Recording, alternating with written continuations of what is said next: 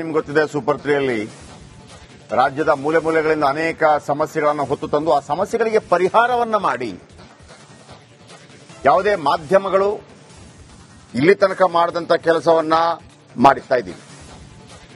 And ರಾಜಕಾರಣಿಗಳು, ಅಧಿಕಾರಿಗಳು ಮಾಡಬೇಕಾದ ಕೆಲಸ ಮಾಡದೇ ಇದ್ದಾಗ ಅವರ ಚಳಿ ಬಿಡಿಸಿ ಆ ಕೆಲಸವನ್ನು ಮಾಡಿಸ್ತೀವಿ. 99.99% ನಾವು ಮಾಡಿದಂತ ಎಲ್ಲಾ ಕೆಲಸಗಳು ಕೂಡ ಇಂಪ್ಯಾಕ್ಟ್ ಆಗಿದೆ ಅಂತ ಹೇಳ್ಕೊಳ್ಳೋದಕ್ಕೆ ಬಹಳ ಹೆಮ್ಮೆ ಇದೆ. ಹಾಗಿದ್ರೆ ಬನ್ನಿ ಇವತ್ತಿನ ಸುದ್ದಿ. ಇದು ಮುಖ್ಯಮಂತ್ರಿಗಳು ನೋಡಬೇಕಾದ ಸ್ಟೋರಿ, ಅವರು ಫ್ರೀ ಇದ್ರೆ. ಯಾಕಂದ್ರೆ ಅವರು ಮುಖ್ಯಮಂತ್ರಿ ಪಟ್ಟ ಉಳಿಸಿಕೊಳ್ಳೋದ್ರಲ್ಲೇ ಬ್ಯುಸಿ ಆಗಿದ್ದಾರೆ, ಡಿಸಿಎಂ ಮುಖ್ಯಮಂತ್ರಿ ಆಗೋದ್ರಲ್ಲಿ ಬ್ಯುಸಿ ಆಗಿದ್ದಾರೆ. ಹಾಗಾಗಿ ಇದು ಸಿಎಂ ನೋಡಲೇಬೇಕಾದ ಸ್ಟೋರಿ. ಹೋದಲ್ಲೆಲ್ಲ ಅವರ ಹೆಸರು ಜಪ ಮಾಡ್ತಾರೆ, ಆದರೆ ಅವರ ಹೆಸರಿನ ಕಟ್ಟಡ ಏನಾಗ್ತಾ ಇದೆ ಈಗ? ಸಾಧಾರಣವಾಗಿ ಕೆಲವರು ಅಂಬೇಡ್ಕರ್ ಜಪ ಮಾಡ್ತಾ ಇರ್ತಾರೆ. ಅಂಬೇಡ್ಕರ್ ಜಪ ಮಾಡಿದ್ರೆ ಅಂಬೇಡ್ಕರ್ ಅವರು ಏನು ಹೇಳಿದರೆ ಅದನ್ನು ಪಾಲಿಸಬೇಕು. ಕೇವಲ ಇನ್ನೊಬ್ಬರಿಗೆ ಬುದ್ಧಿ ಹೇಳ್ಬಿಟ್ಟು ತಾನು ಪಾಲಿಸದೇ ಇದ್ರೆ ನಂಬರ್ 1. ಇನ್ನು ಕೆಲವರು ಗಾಂಧಿಯನ್ನಾಗಿರ್ತಾರೆ, ಗಾಂಧಿ ಹೇಳಿದ ಮೇಲೆ ಕೇಳ್ತಾರೆ, ಬಟ್ ಅವರು ಫಾಲೋ ಮಾಡಲ್ಲ ಅಲ್ವಾ? ಇಲ್ಲಿ ದೇವರಾಜ್ ಅರಸು ಅವರ ಹೆಸರು ತಗೊಳ್ಳದ ರಾಜಕಾರಣಿ ಯಾರಿದ್ದಾರೆ? ಸಿದ್ದರಾಮಯ್ಯನವರಂತೂ ದೇವರಾಜ್ ಅರಸು ಅವರ ರೆಕಾರ್ಡ್ ಬ್ರೇಕ್ ಮಾಡ್ತಾರೆ. ನಾನೇ ಒಂದು ಸ್ಟೋರಿ ಮಾಡಿದ್ದೆ. ಮಾರ್ಚ್ 31 ತನಕ ನೀವು ಮುಖ್ಯಮಂತ್ರಿ ಆಗಿದ್ರೆ ಮುಂದಿನ ವರ್ಷದ 2026 ದೇವರಾಜ ಅರಸು ಅವರ ದಾಖಲೆ ಮುರಿತಾರೆ. ಅತಿ ಹೆಚ್ಚು ದಿನಗಳ ಕಾಲ ರಾಜ್ಯವನ್ನು ಆಳಿದ ಮುಖ್ಯಮಂತ್ರಿ ಆಗ್ತಾರೆ ಅಂತ ಆಗಲಿ ಅಂತ ನಮ್ದು ಆಶಯ ಕೂಡ ಇತ್ತು, ಸ್ಟೋರಿ ಕೂಡ ಮಾಡಿದ್ದೆ. ಆದರೆ ಅದು ಮಾಜಿ ಸಿಎಂ ಕ್ಷೇತ್ರ, ಅಂದ್ರೆ ಯಡಿಯೂರಪ್ಪನವರ ಕ್ಷೇತ್ರ. ಮಗ ರಾಘವೇಂದ್ರ ಸಂಸದ, ಮತ್ತೊಬ್ಬ ಮಗ ರಾಜ್ಯಾಧ್ಯಕ್ಷ. ಆದರೆ ಮಾಜಿ ಸಿಎಂ ಅವರ ಭವನ ನಿರ್ಮಾಣ ಆಗಿ ಹಲವು ವರ್ಷಗಳೇ ಕಳೆದ್ರು. ಅದ್ಯಾರು? ದೇವರಾಜ ಅರಸು ಅವರ ಭವನ ಇನ್ನೂ ಪೂರ್ಣ ಆಗಿಲ್ಲ. ಈ ಬಗೆಗಿನ ಸ್ಪೆಷಲ್ ರಿಪೋರ್ಟ್ ತಂದಿದ್ದೀವಿ ಇವತ್ತಿನ ಸೂಪರ್ 3ಯಲ್ಲಿ. ನೋಡಿ. ರಾಜ್ಯದ ಮುಖ್ಯಮಂತ್ರಿಗಳೇ ಇಲ್ಲಿ ನೋಡಿ. ಮಾಜಿ ಸಿಎಂಗಳೇ ಸ್ವಲ್ಪ ಗಮನ ಕೊಡಿ. ಅರಸು ಕಟ್ಟಡ ಈಗ ಅನೈತಿಕ ತಾಣ. ಎಸ್, ಮಾಜಿ ಸಿಎಂ ದೇವರಾಜ ಅರಸು 2 ಸಲ ಮುಖ್ಯಮಂತ್ರಿಯಾದವರು. ಪರಿಶಿಷ್ಟ ಜಾತಿ ಹಾಗೂ ಹಿಂದುಳಿದ ವರ್ಗಗಳ ಹರಿಕಾರ. ನಿಮ್ಗೆ ಗೊತ್ತಿದೆಯೋ ಇಲ್ವೋ, ಎಲೆಕ್ಟ್ರಾನಿಕ್ ಸಿಟಿ ಕಟ್ಟಲು ಕಾರಣರಾದವರು ಇವರೇ. ಉಳುವವನೇ ಹೊಲದೊಡೆಯ ಕಾನೂನು ಜಾರಿಗೆ ತಂದು ಬಡವರಿಗೆ ಭೂಮಿ ಸಿಗುವಂತೆ ಮಾಡಿದವರು. ಹೀಗಾಗಿಯೇ ಇವರ ಹಾದಿಯಲ್ಲಿ ನಡೆಯುತ್ತಿರೋ ಸಿದ್ದರಾಮಯ್ಯರನ್ನ ಅರಸುಗೆ ಹೋಲಿಸಲಾಗುತ್ತೆ. ಈಗ್ಯಾಕಪ್ಪ ಈ ವಿಷಯ ಬಂತು ಗೊತ್ತಾ? ದೇವರಾಜ ಅರಸು ಹೆಸರಲ್ಲಿ ನಿರ್ಮಾಣ ಆಗ್ತಿರೋ ಕಟ್ಟಡ ಪೂರ್ಣ ಆಗದೆ ಲಗಾಡೆದ್ದು ಹೋಗಿದೆ. ಅಷ್ಟಕ್ಕೂ ಈ ದೃಶ್ಯ ಕಂಡು ಬಂದಿದ್ದು ಶಿವಮೊಗ್ಗ ನಗರದ ಬಾಲರಾಜ್ ಅರಸ್ ರಸ್ತೆಯಲ್ಲಿ. ನೋಡಿ, ಕಟ್ಟುತ್ತಿರೋ ಈ ಹೊಸ ಕಟ್ಟಡ ಹೇಗೆ ಅನೈತಿಕ ಚಟುವಟಿಕೆಯ ತಾಣವಾಗಿದೆ ಅಂತ. ಮಾಜಿ ಸಿಎಂ ದೇವರಾಜ್ ಅರಸು ಕಟ್ಟಡ ನಿರ್ಮಾಣ ಕಾರ್ಯ ಶುರುವಾಗಿದ್ದು 2018ರಲ್ಲಿ. 2018ರಲ್ಲಿ ಶಂಕುಸ್ಥಾಪನೆಯಾಗಿ ನಿರ್ಮಾಣ ಆಗ್ತಿರೋ ರಾಜ್ಯದ 2ನೇ ದೊಡ್ಡ ಕಟ್ಟಡ ಇದು. ಆದ್ರೆ 8 ವರ್ಷ ಕಳೆದ್ರೂ ಕಟ್ಟಡ ಮಾತ್ರ ನಿರ್ಮಾಣ ಆಗಿಲ್ಲ. ದೇವರಾಜ ಅರಸು ಭವನ ಈಗಾಗಲೇ ಹೇಳಿದಂತೆ, ರಾಜಕುಮಾರ್ ಹೇಳಿದಂತೆ 4ರಿಂದ 5 ವರ್ಷದವರೆಗೂ ಅದು ಪಾಳು ಬಿದ್ದಿದೆ. ಅದು ಸಂಬಂಧಪಟ್ಟಂತೆ ಅನೇಕ ಬಾರಿ ನಾವು ಮನವಿಯನ್ನು ಕೊಟ್ಟಿದ್ದೇವೆ. ಜಿಲ್ಲಾಧಿಕಾರಿಗಳಿಗೆ ಮನವಿ ಕೊಟ್ಟಿದ್ದೇವೆ, ಅದಕ್ಕೆಲ್ಲ ಮನವಿ ಕೊಟ್ಟಿದ್ದು ಯಾವುದೇ ರೀತಿಯ ಇದಲ್ಲ. ಕಳೆದ ವರ್ಷನೇ ನಾವು ಡಿಮ್ಯಾಂಡ್ ಮಾಡಿದ್ವಿ, ನೀವು ಮುಂದಿನ ಇದು ದೇವರಾಜ ಅರಸು ಇದನ್ನ ಅಲ್ಲೇ ಆಚರಣೆ ಮಾಡಬೇಕು ಅಂತ ನಾವು ತೀರ್ಮಾನ ಮಾಡಿದ್ವಿ. ಆದ್ರೆ ಅಷ್ಟೊಳಗೆ ಮುಗಿಸಬೇಕು ಅಂತ ಕೇಳಿದ್ವಿ, ಅವ್ರು ಮುಗಿಸಲಿಲ್ಲ. ಆದ್ರಿಂದ ಪುನಃ ನಾವು ಈ ರೀತಿ ಮನವಿಯನ್ನು ಕೊಡ್ತೀವಿ. ಈಗೆಲ್ಲ 4 ವರ್ಷ 5 ವರ್ಷದಿಂದ ಬಿದ್ದಿದೆ. ನಾವು ನೋಡ್ತಿದ್ದೇವೆ ಅನುದಾನ ಕೊರತೆ ಅಂತ ಅವ್ರು ಹೇಳ್ತಾರೆ.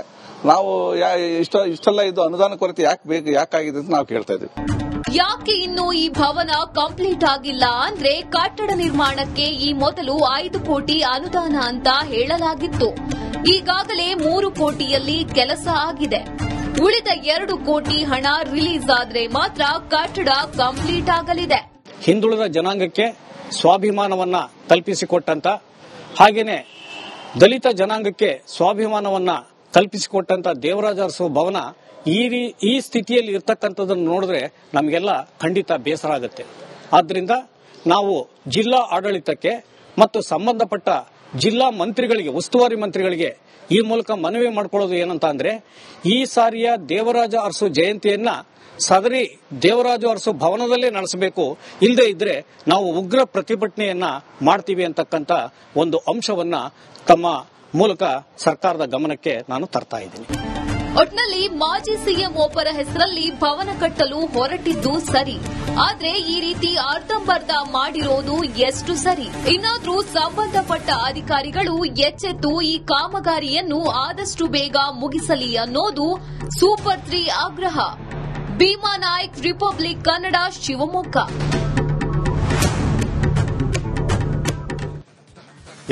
ಮಾಜಿ ಸಿಎಂ ದೇವರಾಜ ಅರಸು 2 ಸಲ ಮುಖ್ಯಮಂತ್ರಿ ಆದವರು ಮತ್ತು ನಾನು ಮೊನ್ನೆಯಿಂದ ಒಂದು ಸ್ಟೋರಿ ಮಾಡ್ತಾನೆ ಇದ್ದೆ. ಅಂದ್ರೆ ಅತಿ ಹೆಚ್ಚು ದಿನಗಳ ಕಾಲ ಈ ರಾಜ್ಯವನ್ನು ಆಳಿದವರು ಅಂತೇಳಿ. ಒನ್ಸ್ ಅಗೇನ್ ಮಾರ್ಚ್ 31 ತನಕ 2026 ಮಾರ್ಚ್ 31 ತನಕ ಮುಖ್ಯಮಂತ್ರಿಗಳು ಮಾರ್ಚ್ ಜನವರಿನೋ ಬರುತ್ತೆ. ಅಂದ್ರೆ ಈಗ ಸಿದ್ದರಾಮಯ್ಯನವರಿಗೆ ಏನೋ 50-50 ಅಂತ ಹೇಳ್ತಾ ಇದಾರಲ್ಲ, 30 ತಿಂಗಳು ಹಾಗೇನಿಲ್ಲ. 3 ತಿಂಗಳು ಒಂದ್ ವೇಳೆ 2.5 ವರ್ಷ ಆಗಿ ಮತ್ತೆ 3 ತಿಂಗಳು ಅವರು ರಾಜ್ಯಭಾರ ಮಾಡಿದ್ರೆ ದೇವರಾಜ ಅರಸು ಅವರ ದಾಖಲೆಯನ್ನು ಮುರಿತಾರೆ. ಇದು ಫಸ್ಟ್ ಬ್ರೇಕ್ ಮಾಡಿದ್ ನಾವೇ ಈ ಸುದ್ದಿನ. ಇರ್ಲಿ, ದೇವರಾಜ ಅರಸು ಅಂದ್ರೆ ಎಲ್ರಿಗೂ ಈ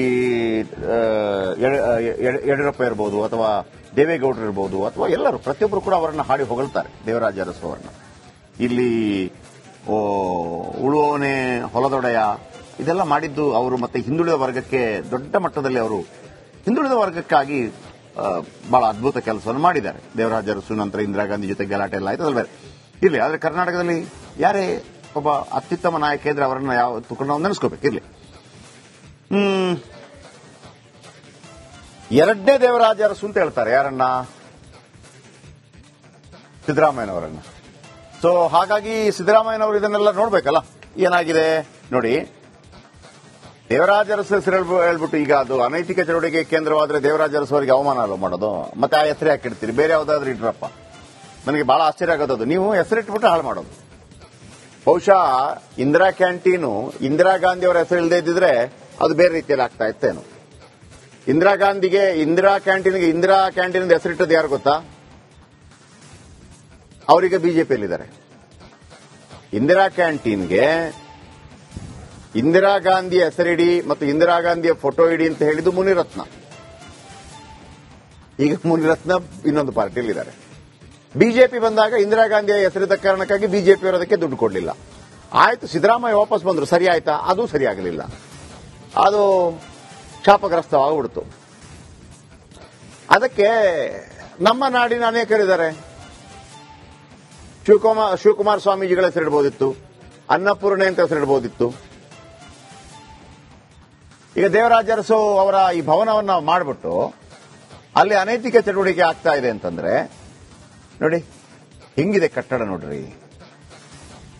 ಕಾಯಾನೈ ಪಿಯಾನೈ ಗ್ಲಾಸ್ ಪೋಡ್ಲಲ್ಲ. 3 ಕೋಟಿ ರಿಲೀಸ್ ಆಗಿದೆ, 2 ಕೋಟಿ ರಿಲೀಸ್ ಆಗಿಲ್ಲ. ಮೀನಾಮೇಷ ಎಣಿಸ್ತಾ ಇದೆ. ಅದಾದ್ರೆ ಕರೆಕ್ಟ್ ಆಗ್ತಾ ಇತ್ತು. 8 ವರ್ಷ ಕಳೆದ್ರೂ ಕಟ್ಟಡ ಮಾತ್ರ ನಿರ್ಮಾಣ ಆಗ್ತಾ ಇಲ್ಲ. ಈಗಾಗಲೇ 5 ಕೋಟಿ ಅನುದಾನ ಪೈಕಿ 3 ಕೋಟಿ ರಿಲೀಸ್ ಆಗಿದೆ, 2 ಕೋಟಿ ಕೊಡ್ಲಿಕ್ಕೆ ಆಗ್ತಾ ಇಲ್ಲ. ಬಟ್ ಸಿದ್ದರಾಮಯ್ಯನವರಿಗೆ ಅವರ ಮನೆ ನವೀಕರಣಕ್ಕೆ ದುಡ್ಡಿದೆ. ಅರಸು ಅವರ ಮನೆಯ ಭವನ ನವೀಕರಣಕ್ಕೆ ದುಡ್ಡಿಲ್ಲ. ವಾಟ್ ಈಸ್ ದಿಸ್ ಅಲ್ವಾ? ಯಾರೆಲ್ಲಿದ್ದಾರೆ? ಕವಿತಾ ಯೋಗಪ್ಪನವರ್, ಪಾಲಿಕೆ ಆಯುಕ್ತೆ ಮೇಡಮ್. ಕೇಳಬಹುದಾ ಇದು ಯಾಕೆ ಹೀಗೆ? ಹೇಮಂತ್ ಎನ್, ಜಿಲ್ಲಾ ಪಂಚಾಯತ್ ಸಿಇಒ, ಯಾಕೆ ಸರ್ ಇದು ಯಾಕೆ ಹೀಗೆ? ಗುರುದತ್ತ ಹೆಗಡೆ ಅವರು, ಶಿವಮೊಗ್ಗ ಜಿಲ್ಲಾಧಿಕಾರಿಗಳು, ಯಾಕೆ ಸರ್ ಇದು ಯಾಕೆ ಹೀಗೆ? ಚೆನ್ನಬಸಪ್ಪ ಅವರು, ಈ ಬಾರಿ ಈಶ್ವರಪ್ಪನವರಿಗೆ ಟಿಕೆಟ್ ಸಿಗದೆ ಅವರ ಫಾಲೋವರ್ಗೆ ಟಿಕೆಟ್ ಸಿಕ್ತು, ಗೆದ್ದಿದ್ದಾರೆ. ಚೆನ್ನಬಸಪ್ಪ ಅವರೇ, ಯಾಕೆ ಹೀಗೆ? ಡಿವೈ ರಾಘವೇಂದ್ರ ಅಲ್ಲಿ ಹೇಗೆ ಅಂತಂದ್ರೆ ಎಂಎಲ್ಎಗಳಿಗೆ ಯಾವುದೇ ತಲೆನೋವಿಲ್ಲ ಅಂತ, ಎಲ್ಲ ಕೆಲಸ ಅವರೇ ಮಾಡ್ತಾರೆ ಅಂತ ಒಂದು ಮಾತಿದೆ. ಎಲ್ಲ ಕೆಲಸ ಅವರೇ ಮಾಡ್ತಾರೆ ಅಂತ, ಎಂಎಲ್ಎಗಳ ಕೆಲಸ ಎಲ್ಲ. ಆಯ್ತಾ? ರಾಘವೇಂದ್ರ ಅವರೇ ಈ ಒಂದು ಕೆಲಸ ಮಾಡ್ಬಿಡಿ. ಅಂಡ್ ಮಧು ಬಂಗಾರಪ್ಪ, ಉಸ್ತುವಾರಿ ಸಚಿವರು. ಮಧು ಬಂಗಾರಪ್ಪ ಅವರೇ, ನಿಮ್ಮ ತಂದೆಯವರು ಕೂಡ ಅರಸು ಅವರ ಜೊತೆ ಕೆಲಸ ಮಾಡಿದಂಥವರು. ಸೊ ಹಾಗಾಗಿ ಡಿ ಕೆ ಶಿವಕುಮಾರ್ ಅವರು ನಿಮ್ಮ ತಂದೆ ಜೊತೆ ಕೆಲಸ ಮಾಡಿದ್ರು. ನಿಮ್ಮ ತಂದೆ ಡಿ ಕೆ ಶಿವಕುಮಾರ್ ಅವರನ್ನ ಬಹಳ ಸಣ್ಣ ವಯಸ್ಸಲ್ಲಿ ಸಚಿವರನ್ನಾಗಿ ಮಾಡಿದ್ರು. ಫಸ್ಟ್ ಟೈಮ್ ಎಂಎಲ್ಎ ಆಗಿದ್ದವರನ್ನ ಸಚಿವರನ್ನಾಗಿ ಮಾಡಿದ್ರು ಅಂತೇಳಿ ನಿಮ್ಮನ್ನು ಸಚಿವರನ್ನ ಮಾಡಲೇಬೇಕು ಅಂತ ಹೇಳಿ ಡಿ.ಕೆ. ಶಿವಕುಮಾರ್ ನಿಮ್ಮನ್ನು ಸಚಿವರನ್ನಾಗಿ ಮಾಡಿದ್ದು. ಈಗ ನಿಮ್ಮೂರಲ್ಲಿ ದೇವರಾಜ ಅರಸು ಅವರ ಈ ಕಟ್ಟಡ ನೆನೆಗುದಿಗೆ ಬಿದ್ದಾಗ ಒಂದು 2 ಕೋಟಿ ಬಿಡುಗಡೆ ಮಾಡಿಸಕ್ಕಾಗಲ್ವಾ? ಮಧು ಬಂಗಾರಪ್ಪ ಅವರು ಬನ್ನಿ, ನಮ್ಮ ರಿಪೋರ್ಟರ್ ಇದ್ದಾರೆ. ಭೀಮಾ ನಾಯಕ್ ಯಾವ ಕಾರಣಕ್ಕಾಗಿದ್ದು ಆರಂಭ ಆಗಿದ್ದು, ಆಮೇಲೆ ಈಗ ಒಂದು 2 ಕೋಟಿ ನೋಡಿ, ಇಷ್ಟು 3 ಕೋಟಿ ಆಗಿದೆ. ಈಗಲೇ ಮಾಡಿಲ್ಲ ಅಂತಂದ್ರೆ ಮತ್ತೆ 5 ಕೋಟಿ ಆಗತ್ತೆ. ಯಾಕೆ ಹೀಗೆ? ಏನ್ ರಿಪೋರ್ಟ್ ಕೊಡಬಹುದು ನಿರಂತರವಾಗಿ ಮಾತಾಡೋದಿದ್ರೆ?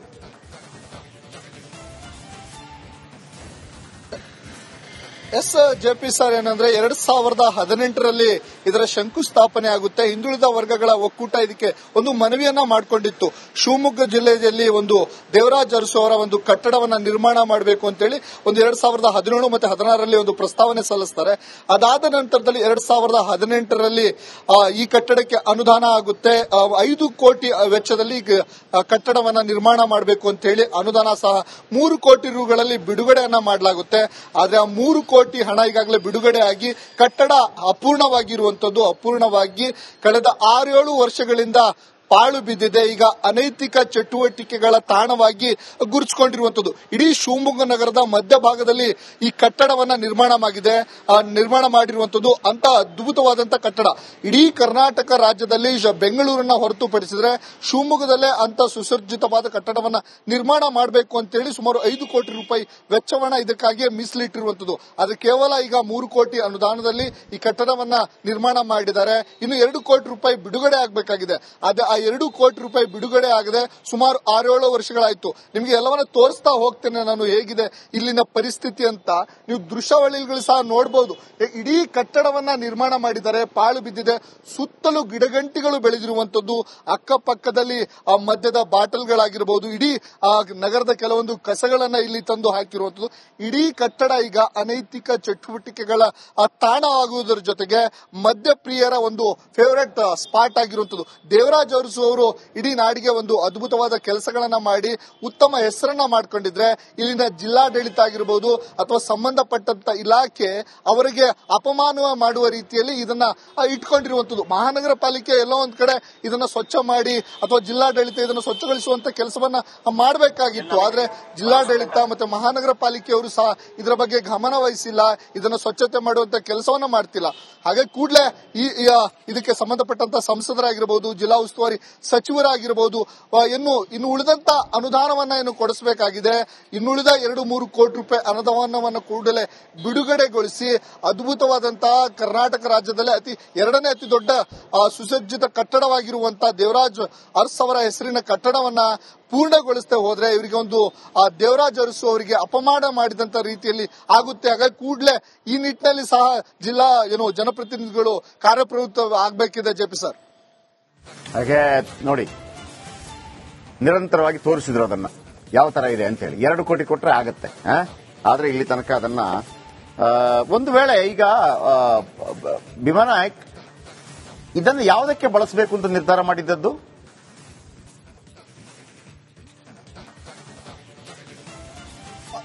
ಜೆಪಿ ಸರ್, ಏನು ಅಂದ್ರೆ ಹಿಂದುಳಿದ ವರ್ಗಗಳ ಇಲಾಖೆಗಳು ಬರುತ್ತೆ ಇಲ್ಲಿ, ಮತ್ತೆ ದೇವರಾಜ ಅರಸು ಅವರ ಕಚೇರಿ ಸಹ ಬರುತ್ತೆ. ಜೊತೆಗೆ ಸಾಕಷ್ಟು ಹಿಂದುಳಿದ ವರ್ಗಗಳ ಜಾತಿಗಳಿದೆ, ಅವಕ್ಕೆ ಒಂದು ಅನುಕೂಲ ಆಗಲಿ, ಆ ಸಮುದಾಯಗಳಿಗೆ ಅನುಕೂಲವಾದ ನಿಟ್ಟಿನಲ್ಲಿ ಈ ಭವನವನ್ನ ನಿರ್ಮಾಣ ಮಾಡಿದ್ರೆ ಅವರ ಉಪಯೋಗಕ್ಕಾಗುತ್ತೆ ಅಥವಾ ಅವರ ಕಾರ್ಯಕ್ರಮಗಳಿಗೆ ಸಹ ಇದನ್ನ ಬಳಸ್ಕೋಬಹುದು. ಇಲಾಖೆಗಳು ಹಿಂದುಳಿದ ವರ್ಗಗಳಿಗೆ ಅಂದ್ರೆ ಇದು ಆಫೀಸ್ಗ ಅಥವಾ ಬೇರೆ ಯಾವ್ದಾ ರೀತಿಯಲ್ಲ? ಅದ್ರ ಹೆಂಗೆ ಭವನ ಅಂತಂದ್ರೆ ಈಗ ಏನೋ ಮದುವೆ ಕಾರ್ಯಕ್ರಮ ಅದಕ್ಕೆಲ್ಲ ಅವಕಾಶಗಳಿದೆಯಾ ಅಥವಾ ಬೇರೆ ಯಾವ್ದಾದ್ರು ಕಾರ್ಯಕ್ರಮಗಳು ಮಾಡ್ತಾ ಇದ್ರೆ ಹಿಂದುಳಿದ ವರ್ಗ ಅವ್ರಿಗೆ ಅವಕಾಶ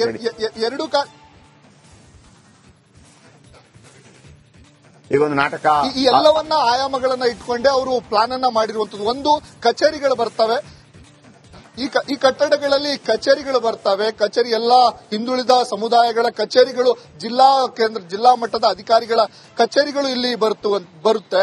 ಅದರ ಜೊತೆಗೆ ಆ ಸಮುದಾಯಗಳಿಗೆ ಕಾರ್ಯಕ್ರಮಗಳನ್ನ ನಡೆಸಲಿಕ್ಕೆ ಮತ್ತೆ ಸಣ್ಣ ಸಣ್ಣ ಕಾರ್ಯಕ್ರಮಗಳಾಗಿರಬಹುದು, ಈ ರೀತಿಯ ಎಲ್ಲಾ ಕಾರ್ಯಕ್ರಮಗಳನ್ನ ನಡೆಸಲಿಕ್ಕೆ ಇಲ್ಲಿ ಎಲ್ಲಾ ರೀತಿಯ ಸುಸಜ್ಜಿತವಾದಂತಹ ವ್ಯವಸ್ಥೆಯನ್ನ ಸಹ ಮಾಡಿರುವಂತದ್ದು. ಅದೇ ಪ್ಲಾನ್ ಅಲ್ಲಿ ಈ ಕಟ್ಟಡವನ್ನ ಕಟ್ಟಿದ್ದಾರೆ. ಅಪೂರ್ಣವಾದ್ರೆ ಎಲ್ಲವಕ್ಕೂ ಅನುಕೂಲವಾಗುವ ನಿಟ್ಟಿನಲ್ಲಿ ಈ ಕಟ್ಟಡ ಸದುಪಯೋಗ ಆಗುತ್ತೆ. ಆದ್ರೆ 2-3 ಕೋಟಿ ರೂಪಾಯಿ ವೆಚ್ಚದಲ್ಲಿ ವೆಚ್ಚ ಈಗಾಗಲೇ ಅನುದಾನ ಕೊರತೆ ಆಗಿದೆ. ಆ ಕೊರತೆಯನ್ನ ಈ ಬಜೆಟ್ ನಲ್ಲಾದ್ರೂ ಸರ್ಕಾರ ಕೊಟ್ಟಿದ್ದೇ ಆದಲ್ಲಿ ಒಂದು ಕರ್ನಾಟಕ ರಾಜ್ಯದಲ್ಲೇ ಉತ್ತಮ ಕಟ್ಟಡ ಆಗೋದ್ರಲ್ಲಿ ಮತ್ತೆ ಆ ಸಮುದಾಯದ ಜನರಿಗೆ ಅನುಕೂಲ ಆಗೋ ನಿಟ್ಟಿನಲ್ಲಿ ಒಂದು ಕಟ್ಟಡ ನಿರ್ಮಾಣಗೊಳ್ಳುತ್ತೆ. ಜಪಿ ಸರ್, ಓಕೆ, ಥ್ಯಾಂಕ್ ಯು ನಿಮ್ಮೆಲ್ಲ ಅಪ್ಡೇಟ್ಗೆ.